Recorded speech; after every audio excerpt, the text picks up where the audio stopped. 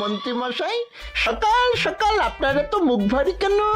আরে আর বলিস না, আগে রাজসভায় অনেকেই ছিল যারা আমার হয়ে কথা বলতো, কিন্তু ইদানিং সবাই কেমন বদলে গেছে। সবাই গোপালের হয়ে কথা বলছে, তাই তো? একদমই তাই। আর না বললেও কেউ গোপালের বিরুদ্ধে কথা বলে না।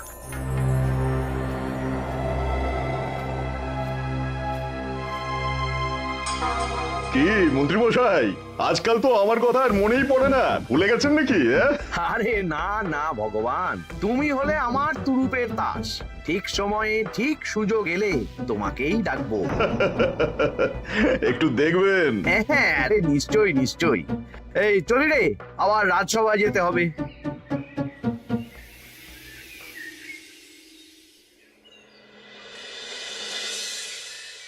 আচ্ছা, তোমরা বলো তো, আমাদের রাজ্যের সার্বিক উন্নতির জন্য সবার আগে কি দরকার? মহারাজ, আমি বলবো। বলো গোপাল। সততা আর শিক্ষা, এই দুটো জিনিস মানুষের মধ্যে থাকলে রাজ্যের উন্নতি কেউ আটকাতে পারবে না মহারাজ। একদম ঠিক বলেছ পণ্ডিত, তুমি তো শিক্ষার কাণ্ডারি। তুমি কি বলতে চাও এই ব্যাপারে? মানে কিভাবে শিক্ষার আরো উন্নতি করা যায়? মহারাজ, আমি তো মনে করি পুঁথিগত শিক্ষাই শুধু শিক্ষা নয়, মানুষের ভেতরে যে পূর্ণতা আছে সেটাকে ফুটিয়ে তোলার নামই হলো শিক্ষা। যেমন? কেউ যদি খেলতে ভালোবাসে সে খেলোয়াড় হবে, গান করতে ভালোবাসলে সে গায়ক বা গায়িকা হবে। আমি প্রত্যেকের মধ্যে লুকিয়ে থাকা এই বিশেষ বিষয়গুলিকে তুলে ধরার জন্য কিছু করতে চাই। তা এটা করার জন্য কি দরকার? প্রথমত অর্থের প্রয়োজন। আমাদের আরো অনেক টুল খুলতে হবে, সেখানে এক একটা জায়গায় এক এক রকমের শিক্ষা প্রদান করা হবে। এটা ভালো প্রস্তাব। আমাদের রাজ্যে গায়ক, নৃত্যশিল্পী, অঙ্কন শিল্পী, খেলোয়াড় সব তৈরি হবে। দেশ বিদেশে রাজ্যের নাম উজ্জ্বল হবে। মহারাজ, একদম এসব উল্টো পাল্টা খরচ করবেন না। কেন কেন? মহারাজ, রাজকোষে প্রথমত বেশি অর্থ নেই, যে কোনো সময় যুদ্ধ লাগতে পারে। তাই আমাদের উচিত প্রথমে এসব না করে কামান, গোলা বারুদ, ঢাল, তরোয়াল এসব কেনা। ঠিকই বলেছ। কদিন ধরেই শুনছিলাম সীমান্তবর্তী এলাকায় ইংরেজ সেনারা নাকি ঘুরঘুর করছিল। পণ্ডিত মশাই, আপনার এই সব পাণ্ডিত্য অন্য জায়গায় ফলাবেন কেমন? এসব করে লাভের লাভ কিচ্ছু নেই। কাউকে যদি ইংরেজরা গুলি করে সে কি গান শোনাবে? হ্যাঁ, মন্ত্রীর কথায় যুক্তি আছে। মহারাজ, আপনি বরং পণ্ডিত মশাইকে কিছুদিনের জন্য ছুটি দিয়ে দিন। পণ্ডিত মশাইয়ের মাথার একটু বিশ্রাম দরকার। হ্যাঁ পণ্ডিত, তুমি বরং দিন 15 জন্য তীর্থে ঘুরে এসো। যথা আজ্ঞা মহারাজ।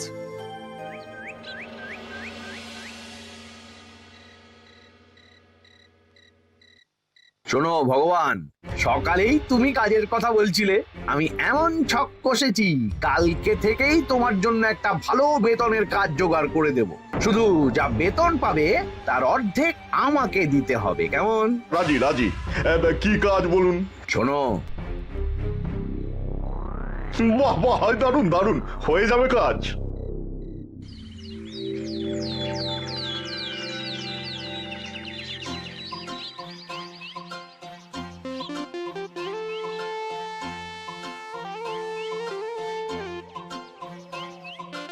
এই সকাল সকাল রাস্তায় ঘুরঘুর করছিস কেন? পড়াশুনো কি শিখেই তুলে দিয়েছিস? পণ্ডিত মশাই তীর্থে গেছেন, এখন আমাদের ছুটি। দুপুর বেলা ভাত, রাতের বেলা রুটি।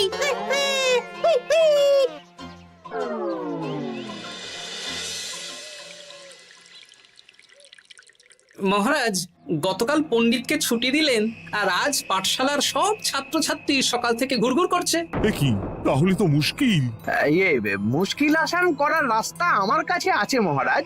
আমার সন্ধানে এমন একজন পণ্ডিত আছেন যিনি বহু ভাষাবিদ, অনেক পাণ্ডিত্য, দেশ বিদেশে শিক্ষাদান করেছেন। কিন্তু তাকে আমরা পাবো কোথায়?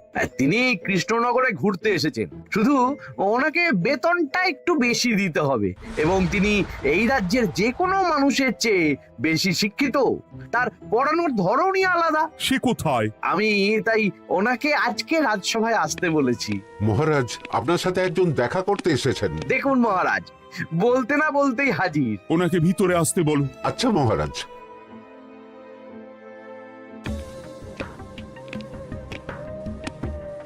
প্রণাম কৃষ্ণচন্দ্র, আমাকে আপনার মন্ত্রী ডেকেছেন, তাই এলাম। মন্ত্রীর সাথে কথা হয়েছে আমাদের রাজ্যের শিক্ষার উন্নতির ব্যাপারে। আমাদের মানে আপনি কি এই রাজ্যের? আমি এখন এই রাজ্যে আছি তো, তাই আমাদের রাজ্য বললাম। উনি সবাইকে আপন করে নেন। যাই হোক, তোমার শিক্ষার উন্নতির ব্যাপারে কি মতামত? মহারাজ, আমি এই রাজ্যের বিভিন্ন মোড়ের মাথায় টোল খুলতে চাই। তার জন্য অনেক অর্থের প্রয়োজন। তাতে কি উপকার হবে? ছাত্রদের জন্য তো নির্দিষ্ট পাঠশালা আছে। যখন শত্রুরা আক্রমণ করতে আসবে তখন তারা দেখবে রাস্তার মোড়ে মোড়ে টোল, মোড়ে মোড়ে টোল। তারা বুঝতে পারবে এখানে সবাই শিক্ষিত। আর শিক্ষিত লোককে ক্ষমতার অধীনে রাখা কঠিন, যুদ্ধে জিতলেও শাসন করা মুশকিল। কারণ অশিক্ষিতকে বোকা বানানো সহজ, কিন্তু শিক্ষিতকে বোকা বানানো কঠিন। নতুন পণ্ডিত একদম ঠিক কথা বলেছে। কোনো বাইরের রাজা বা শত্রু আক্রমণ করার আগে 5 বার ভাববে। এই সেরেছে। গতকালই মন্ত্রী বলছিল শিক্ষার দরকার নেই, অস্ত্র কিনুন, আর আজকেই শিক্ষার পক্ষে কথা বলছে। ব্যাপারটা কেমন সন্দেহজনক, নজর রাখতে হচ্ছে। বেশ, আমি তোমার এই শিক্ষা সম্প্রসারণের প্রস্তাবে রাজি। মন্ত্রী, তুমি এই প্রকল্প দেখভাল করবে। আচ্ছা, কত খরচ হতে পারে একটা হিসেব করে আমাকে জানিও, আমি দিয়ে দেব। আচ্ছা মহারাজ, আপাতত 500 মোহর দিয়ে রাখুন, পরে যা লাগবে বলে দেব। উফ, সকালে এক পত্তন বাজার, বিকেলে এক পত্তন বাজার, আর পারি না। আরে হাত চালাও, হাত চালাও। বাবা, কাজ শুরু হয়ে গেল। হ্যাঁ, আর ছাত্রদের পাঠশালার কাছে যেতে হবে না। পাঠশালা ছাত্রদের বাড়ির কাছে চলে আসছে। যেখানে সেখানে পাঠশালা। এই তো যেখানে সেখানে শিক্ষা। ঠিক বলেছো। আজ থেকে আমি আর নতুন পণ্ডিত চালু করছি। ধরো শিক্ষা, মারো পেরে। শিক্ষাকে ছাত্রছাত্রীদের মধ্যে গেঁথে দিতে হবে। এতদিন জানতাম ধরতক্তা মার পেরে, এখন বদলে যাবে। কিন্তু একটা পণ্ডিত এতগুলো পাঠশালা একা সামলাবে কি করে? খেপে খেপে। মানে সকাল 6টা থেকে 7টা একটা জায়গায়, পরে 7:30 থেকে 8:30 আরেকটা। এইভাবে বিভিন্ন জায়গায় পণ্ডিত ঘুরে ঘুরে শিক্ষাদান করবেন। না, ব্যাপারটার উপরে মহারাজকে নজর রাখতে বলতে হবে।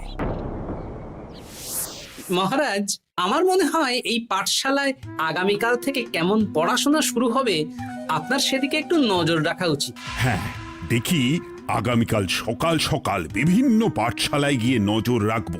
আর হ্যাঁ, আমাকে নতুন পণ্ডিত একটা তালিকা দিয়েছে, কোন পাঠশালায় কখন পড়াবে সেটার তালিকা। আমিও যাব আপনার সাথে।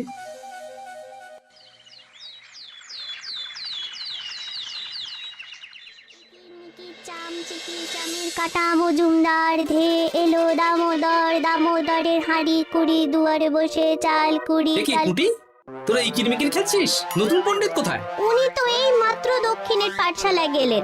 ন্যাপলা আর গুলটে আজ থেকে ওখানেই গেছে। ওদের দুজনের বাড়ি কাছাকাছি তো, তাই। আচ্ছা চলো তো গোপাল, দক্ষিণে গিয়ে দেখি।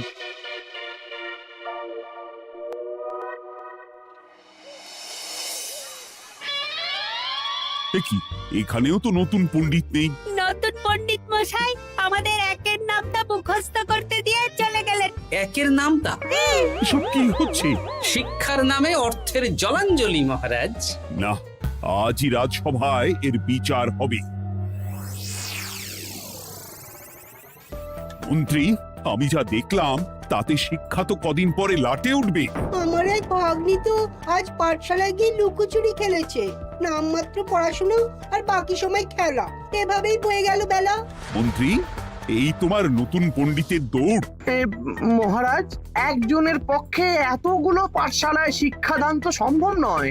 তার জন্য তো আরো পণ্ডিতের প্রয়োজন, আর তার জন্য চাই আরো অর্থ। আবার অর্থ?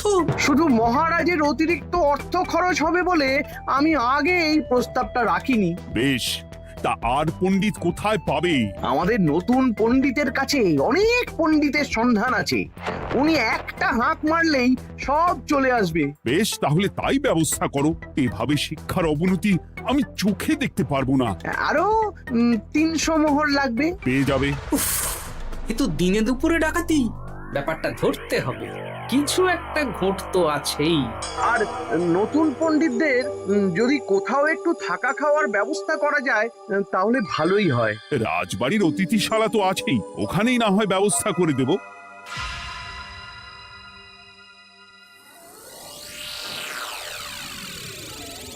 শোন বটা ঘটা আর কেলে পচা, তোদের এইবার এই ভগবানের মতন শিক্ষাদান করতে হবে। আরে আমি তো শিক্ষা বানানই জানি না। সে না জানলেও হবে, শুধু দাড়ি গোফ লাগিয়ে নকল পণ্ডিত সেজে কালকে থেকে পাঠশালায় যেতে হবে। কাকে কোথায় যেতে হবে সব আমি বুঝিয়ে দেব। আচ্ছা,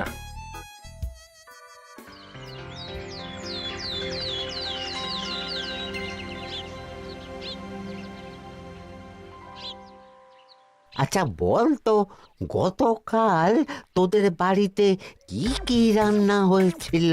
ভাত, মসুর ডাল আর লাউ ঘন্ট। লাউ ঘন্টের মধ্যে চিংড়ি ছিল? না, তা আজকে কি রান্না হবে? আজকে সকালে বাবা বাজার থেকে পাকা কাতলা এনেছে। কাতলা মাছের পাতলা করে ঝোল হবে। আর তোর? আমাদের আজ নিরামিষ, এই কবজি ডুবিয়ে সবজি ভাতি খেতে হবে। হ্যাঁ, বেশ।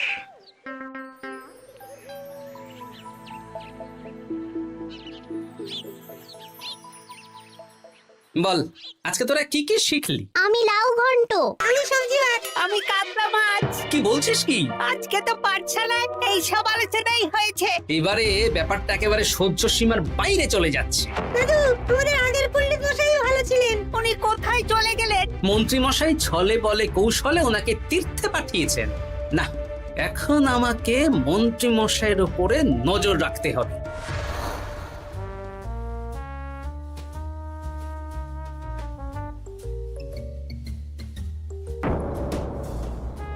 পাঠশালায় পড়ানোর ব্যাপার তো বিকেলেই মিটে গেছে। রাজবাড়ির অতিথিশালায় না গিয়ে নতুন পণ্ডিত মশাইরা এদিকে আবার কোথায় যাচ্ছেন? সাথে মন্ত্রীও আছেন, ব্যাপারটা নজর রাখতে হবে। তাড়াতাড়ি চল। চলুন চলুন। এদিকে তো বটা ঘটার বাড়ি, এদিকে মন্ত্রী মশাই কোথায় যাচ্ছেন?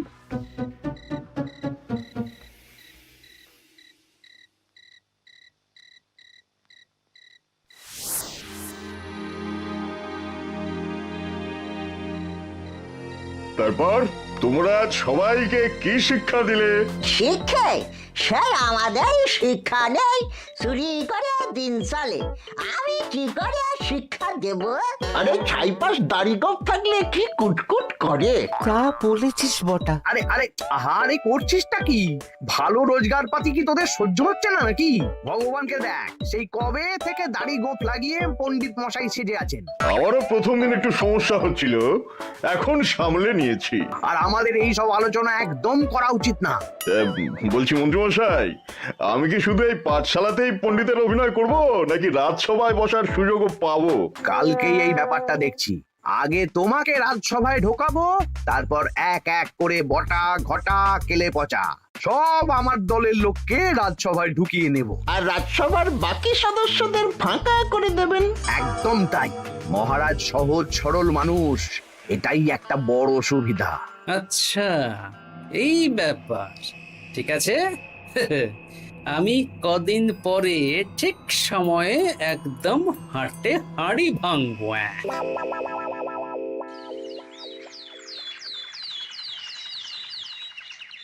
তাহলে মন্ত্রী, আর কোনো সমস্যা নেই তো? না না মহারাজ, এখন আর কোনো সমস্যা নেই।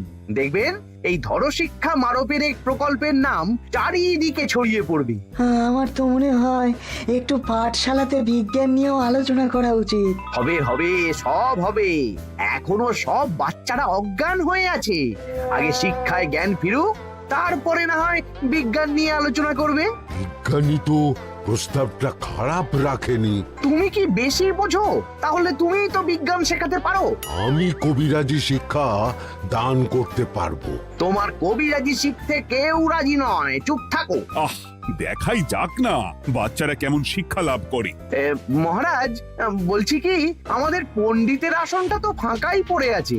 এখন যখন নতুন পণ্ডিত এসেই গেছেন, তাহলে ওই জায়গায় ওই তো বসতে পারে। কিন্তু পণ্ডিত তো তীর্থে গেছে, অবশ্য কদিন পরেই ফিরে আসবে। ও আসুক, তারপর না হয় আলোচনা করে একটা সিদ্ধান্ত নেব। পণ্ডিত মশাই না হয় এসে পুজো পাঠটাই করুক, কিন্তু রাজসভা এরকম ফাঁকা থাকলে কেমন একটা লাগে। বেশ, তাহলে তাই হোক। কালকে থেকে নতুন পণ্ডিত আমাদের পুরনো পণ্ডিতের জায়গায় বসবে। এইভাবে রাজসভা ফাঁকা করে যেতে হবে, তাহলে একদিন সবাই আমার পক্ষেই কথা বলবে, আর শেষে রাজাকেই সরিয়ে দেব।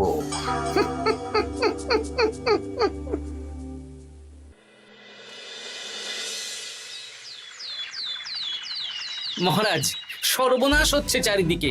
চলুন চলুন, আমি পুরো বিষয়টা ধরে ফেলেছি। কি ধরে ফেলেছো? শিক্ষার নামে ষড়যন্ত্র চলছে মহারাজ। রাজসভায় চলুন, সব বলছি। আচ্ছা আচ্ছা, আসছি। হ্যাঁ বলো গোপাল, তুমি কি বলছিলে শিক্ষার নামে ষড়যন্ত্র নাকি? মানে গোপাল মস্করা করছে নাকি? রাজ্যে দারুণ শিক্ষাদান চলছে। মহারাজ, আমি দেখে ফেলেছি আমাদের নতুন পণ্ডিত আসলে কোনো পণ্ডিত নন। ইনি আপনাকে, আমাদের সবাইকে বোকা বানাচ্ছেন। তাই নাকি? ডাকো দেখি নতুন পণ্ডিতকে।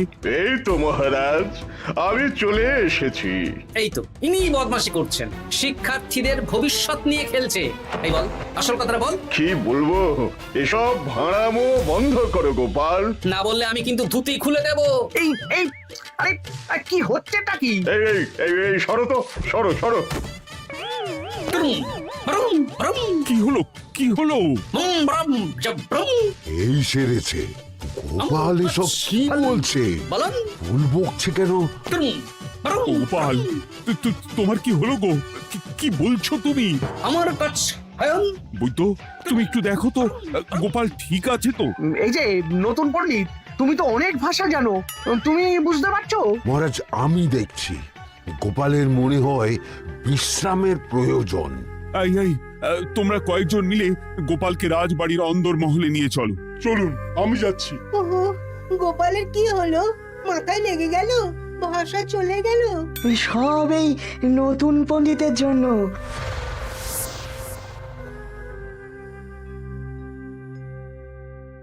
আম ভাল খাচ কাচ হায়ন, আম মাস্টার কাচ। মহারাজ, আমার মনে হচ্ছে গোপালের বাইরে থেকে কিছু হয়নি, ভিতর থেকে কিছু হয়েছে। ব্রুম, নাড়ি স্পন্দন, হৃদস্পন্দন সব ঠিক আছে। আমার বড় যাব ভ্রম। কিন্তু গোপাল কি ভাষা বলছে বোঝা যাচ্ছে না। নতুন পণ্ডিত, একবার চেষ্টা করে দেখো না। আমার কথা হয় না। এসব তো আমি কিছুই বুঝতে পারছি না মহারাজ। আপনি যে এত দেশ বিদেশে ঘুরেছেন, আপনি বুঝতে পারছেন না? এ আমার এখতিয়ারের বাইরে। তোমার বাকি পণ্ডিতদের নিয়ে আসো তো, যারা পাঠশালায় পড়ায়। আমি বুঝতে পারছি না, বটা ঘটা কেলে পচা কি বুঝবে? আমার বড় যাব ভ্রম, চপ করো ঘট, নল খাব মরব।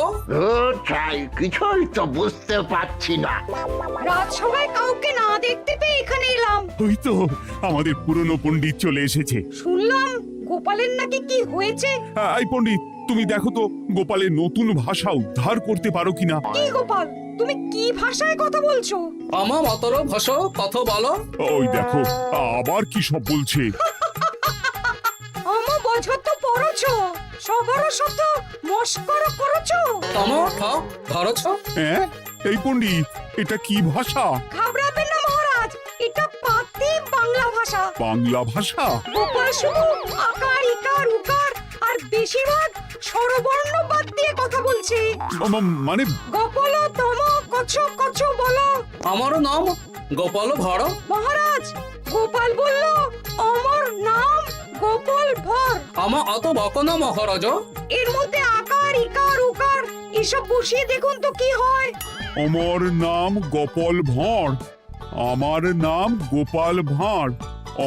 অত, আমি অত, বকা বোকা, নই মহারাজ। মহারাজ, আমি অত বোকা নই মহারাজ। এই তো সুন্দর ধরে ফেলেছেন। কি কেমন দিলাম?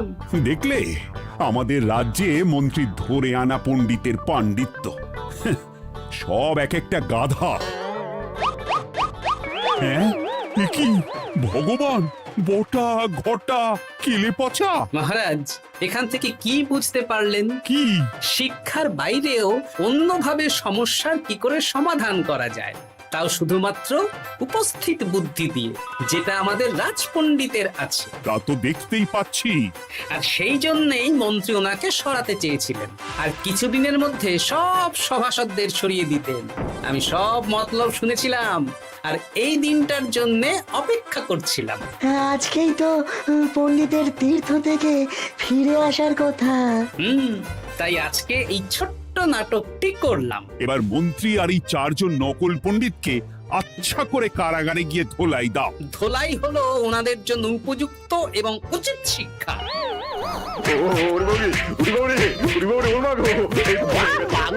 বাবা গো, ভুল হয়ে গেছে গো। আরে